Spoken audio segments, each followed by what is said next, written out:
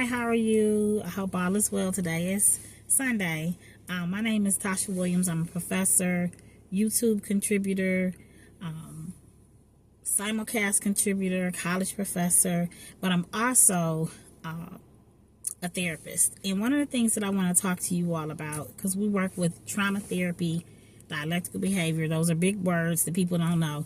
I want to talk to you all about trauma, and I want to make it quick.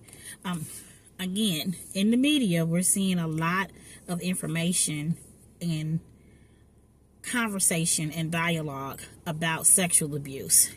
And there's been a lot of research out there, a lot of, places talking about sexual abuse, sexual violence, sexual assault against women. And women are more likely to develop high blood pressure as a result of that. So a lot of health problems come as well.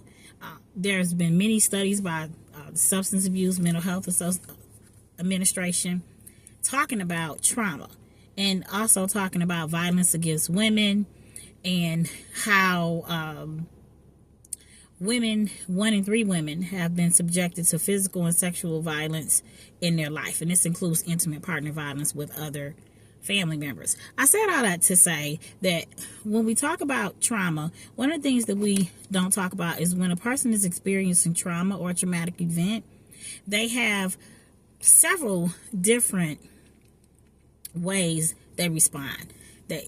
There's flight, there's fear, there's freeze, there's flight, there's fawn. And so when trauma comes to a person and they're in the midst of it, they freeze up. And when they freeze up, we don't always think of them just freezing, but their brain freezes.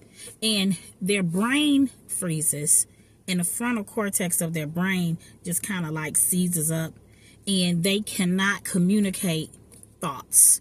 They either freeze or fawn, but they struggle with managing emotions. So sometimes when people are experiencing trauma, one of the things I want to remember to mention in this video is that we're responding to the trauma based on our emotions. But the person who is traumatizing you, you're responding to their behavior. So sometimes we get it all confused. When trauma triggers happen, we don't understand that the flight and the freeze that we're feeling emotionally is really a trigger to the trauma that happened to us in the past that we have not resolved.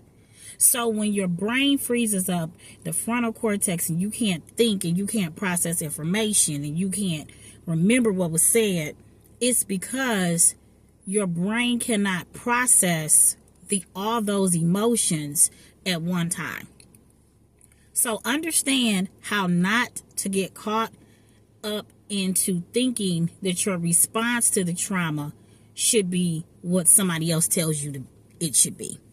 Until you process through those emotions, the thought, the flight, the fight, the fawn, the freeze, you're going to freeze. But understand what you need to learn through all of this is what trauma trigger from that person's behavior is sending my brain what message. When you start to figure that out, you'll be better with how you process information and you process trauma. Just a little nugget.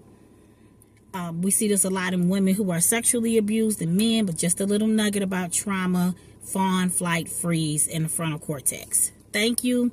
Have a great day. Like, share, subscribe, and listen. Take care.